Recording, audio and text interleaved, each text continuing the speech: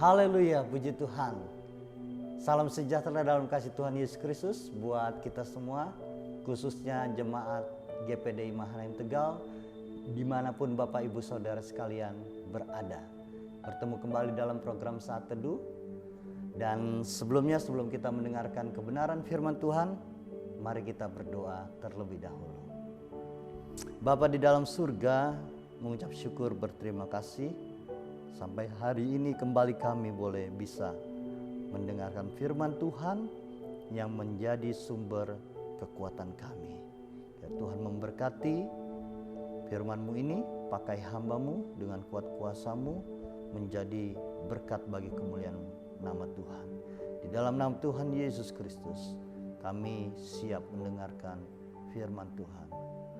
Haleluya, amin.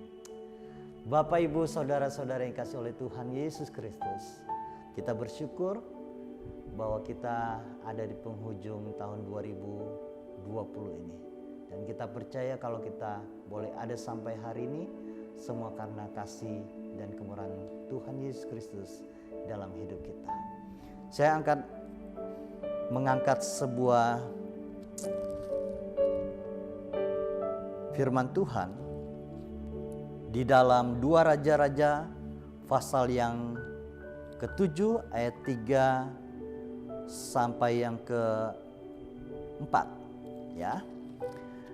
Kalau kita baca ayat-ayat sebelumnya dan pasal-pasal sebelumnya, kisah ini tentang bagaimana tindakan Elisa pada waktu Samaria dikepung dan bagaimana pertolongan Tuhan yang ajaib dinyatakan melalui Nabi Elisa kepada bangsa Israel. Di sini disebutkan kepada orang-orang Samaria, dan kita tahu bahwa Samaria adalah ibu kota Israel pada saat itu, karena Yehuda adalah sebuah negara tersendiri juga pada saat itu, bangsa tersendiri juga. Nah, tetapi yang saya akan mengangkat di sini bagaimana tentang 4 orang yang sakit kusta pada saat itu yang sedang berada di dalam pengasingan. Saya ambil di dalam ayat 3 dan 4 bagaimana percakapan keempat orang kusta ini di dalam keadaan situasi yang sulit, keadaan situasi yang mereka terasing, mereka dianggap najis, mereka dianggap tidak layak. Tetapi kita mau belajar dari apa yang mereka lakukan dan apa yang terjadi ya. Saya bacakan demikian firman Tuhan.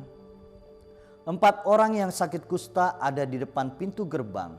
Berkatalah yang seorang kepada yang lain, "Mengapakah kita duduk-duduk di sini sampai mati? Jika kita berkata, baiklah kita masuk ke kota, padahal dalam kota ada kelaparan, kita akan mati di sana. Dan jika kita tinggal di sini, kita akan mati juga. Jadi sekarang marilah kita menyeberang ke perkemahan tentara Aram. Jika mereka membiarkan kita hidup, kita akan hidup.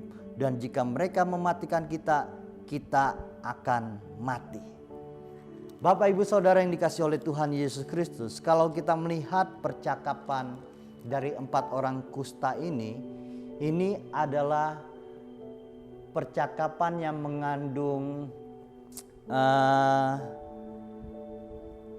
makna antara nekat dan yakin. Nah, ini yang kita mau belajar di sini, bagaimana kalau kita pun ada di dalam kondisi yang seperti itu, kondisi dilema. Mereka ada di dalam situasi kelaparan, mereka ada di dalam pengasingan ya. Kebiasaan orang-orang Yahudi pada saat itu, bangsa Israel, kalau orang yang sakit kusta mereka harus tinggal di luar kota, mereka tidak boleh masuk ke dalam kota kecuali imam sudah menyatakan bahwa mereka sembuh dari sakit kusta mereka. Di sini saya tertarik dengan bagaimana mereka berbicara antara teman mereka ya. Percakapan mereka, ini seorang berkata seperti ini. Saya ulangi, 4 orang yang sakit kusta ada di depan pintu gerbang. Berkatalah yang seorang kepada yang lain, mengapakah kita duduk-duduk di sini sampai mati? Jika kita berkata, baiklah kita masuk ke kota, padahal dalam kota ada kelaparan, kita akan mati di sana. Dan jika kita tinggal di sini, kita akan mati juga. Sampai di situ dulu saya bacakan. Jadi kisahnya adalah mereka sedang dalam keadaan dilema. Ada 2 pilihan buat mereka. Kalau duduk-duduk di situ, mereka tidak melakukan apa-apa, mereka ujung-ujungnya akan mati. Dan kalaupun mereka masuk ke dalam kota, di dalam kota itu ada kelaparan. Dan mereka ujung-ujungnya akan mati juga. Tetapi kalau mereka tinggal di sini, mereka akan mati juga. Semua pilihannya tidak ada yang bagus. Kita lihat di sini. Keadaannya tidak ada yang bagus, tetapi kita lihat di sini. Mereka mengambil keputusan. Jadi sekarang marilah kita menyeberang ke perkemahan tentara Aram. Jika mereka membiarkan kita hidup, kita akan hidup. Dan jika mereka mematikan kita, kita akan mati. Disinilah yang saya bilang antara iman dan nekat itu beda-beda tipis. Sekarang posisinya adalah mereka diam, mereka tidak melakukan apa-apa, mereka akan mati. Kalau mereka masuk ke dalam kota, di dalam kota pun ada kelaparan karena kota sedang dikepung oleh orang-orang Aram, oleh Raja Aram. Dan mereka pun akan menghadapi hal yang sama, mati juga. Tetapi hal yang di luar dugaan, mereka nekat. Ini mereka nekat. Daripada kita tinggal diam di sini, duduk ya mati, masuk ke kota ya mati, kita nggak ngapa-ngapain ya kita juga akan mati. Coba ayo kita pergi menyeberang ke perkemahan tentara Aram. Jika mereka membiarkan kita hidup, maka kita akan hidup. Dan jika mereka mematikan kita, kita akan mati. Ini kalau buat saya adalah keputusan yang nekat, ya. Ingat, nekat sama iman itu bisa beda tipis karena sebuah keadaan. Tetapi kita orang-orang yang percaya kepada Tuhan, kalau kita melihat pelajaran seperti ini, apa firman Tuhan yang tadi saya katakan, yang saya bacakan seperti ini, kalau kita dalam situasi mereka dan kita sekarang dalam kondisi yang seperti ini, bagaimana keadaan dunia tidak lebih baik, keadaan di sekitar kita tidak lebih baik, baik itu kesehatan, ekonomi, keamanan dan lain sebagainya tidak lebih baik, apa yang harus kita lakukan? Kita diam aja, tidak akan ada perubahan. Kita mau berjalan pun, misalkan kita diam saja di rumah, kembali ke masa lalu, tidak akan menjadi lebih baik karena kita ada di masa sekarang. Tetapi kalau kita mau berjalan, ya, kalau kita mau berjalan seperti orang ini, mereka memutuskan, ayo kita jalan, kita masuki perkemahan orang Aram. Kalau mereka membiarkan kita hidup, kita akan hidup. Kalau mereka mau membunuh kita, kita akan mati. Nah, saudaraku yang kasih oleh Tuhan Yesus Kristus, saya mau tekankan seperti ini. Keadaan kita pun kadang diperhadapkan seperti itu. Kita mau melangkah, kita takut. Kita diam aja, kita tidak akan berubah. Tidak akan ada perubahan kalau kita hanya berdiam diri saja. Jadi apa yang harus kita lakukan?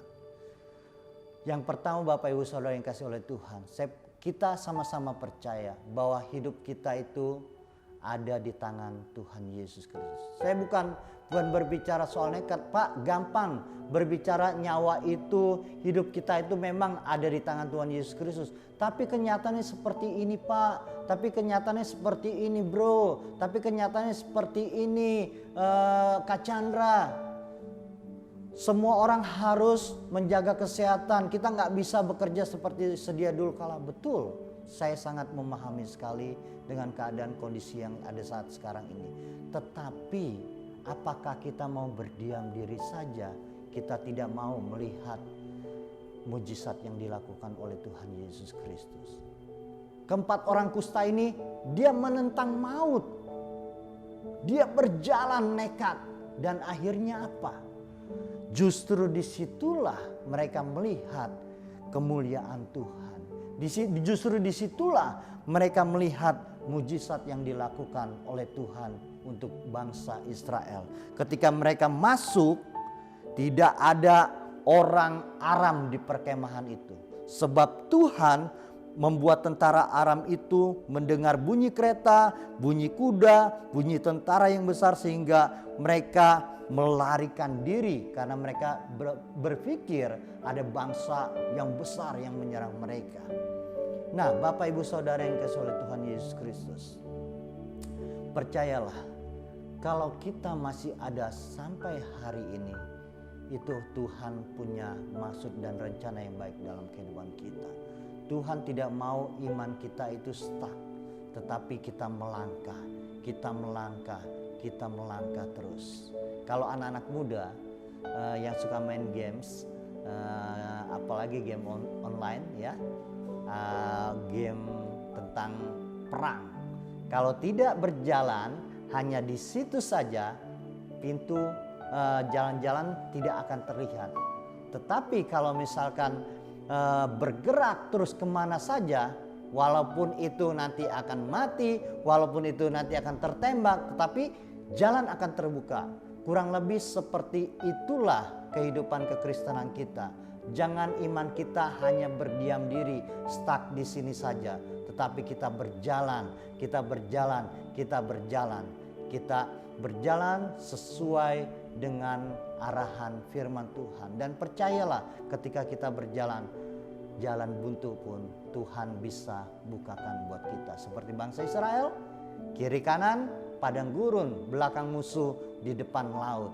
Apa yang Tuhan lakukan? Tuhan melakukan mujizatnya. Asal kita mau bergerak.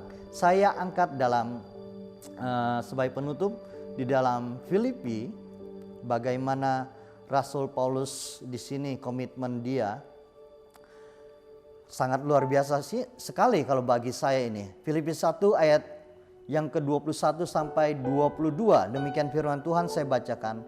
Karena bagiku hidup adalah Kristus dan mati adalah keuntungan. Jadi bagi Rasul Paulus ini ya, mati atau hidup itu sama aja. Itu adalah sebuah keuntungan karena sudah di dalam Tuhan Yesus Kristus. Nah, tetapi dia lanjutkan seperti ini. Tetapi jika aku harus hidup di dunia ini, itu berarti bagiku bekerja memberi buah. Kalau saya lanjutkan, jadi mana yang harus kupilih? Aku tidak tahu. Sama dilema. Tetapi kedua-duanya adalah sebuah keuntungan. Rasul Paulus bilang mati hidup itu adalah keuntungan. Amin. Bagi kita yang percaya pada Tuhan Yesus Kristus, mati hidup adalah keuntungan. Kalau mati kita masuk surga, kalau hidup pun Tuhan akan menolong kita. Dan dikatakan, tetapi jika aku harus hidup di dunia ini, kalau kita yang sekarang masih hidup, masih bernapas, masih Tuhan izinkan untuk kita terlepas dari segala sakit penyakit yang ada, itu berarti, kata Rasul Paulus, bagiku bekerja memberi buah. Bekerja ini adalah bukan diam. Bekerja itu selalu bergerak, berusaha, mengupayakan sesuatu. Jadi bukan stuck. Seperti orang kusta yang tadi yang saya sitir sedikit tadi itu, kalau mereka tidak diam, mereka bekerja, mereka melakukan sesuatu, yaitu Paulus katakan bekerja memberi buah. Kalau kita masih izinkan Tuhan ada sampai di penghujung tahun ini, Tuhan mau melakukan sesuatu hal yang besar di dalam kehidupan kita. Dan biarlah kalau waktu itu Tuhan masih berikan untuk kita, bekerjalah memberi buah. Jadilah berkat buat orang lain. Jadilah berkat buat keluarga kita. Jadilah berkat buat kemuliaan nama Tuhan Yesus Kristus. Karena kalau kita menengok tahun 2020 ke belakang beberapa bulan yang lalu, melihat bagaimana orang-orang yang kita kenal, ada yang meninggal, ada yang terpapar COVID-19 dan yang lain sebagainya. Kalau kita masih sehat, kita masih ada, terus bekerja, memberi buah yang bisa dinikmati oleh banyak orang dan memuliakan nama Tuhan Yesus Kristus. Tuhan Yesus memberkati kita semua. Tuhan, terima kasih untuk firman-Mu. Hamba-Mu sudah berhenti berbicara, tetapi biarlah Roh Kudus Tuhan terus berbicara di dalam hati setiap umat-Mu. Biarlah firman-Mu menjadi pegangan, menjadi kekuatan bagi jemaat Tuhan. Di dalam nama Tuhan Yesus Kristus. Haleluya. Amin. Tuhan Yesus memberkati kita semua.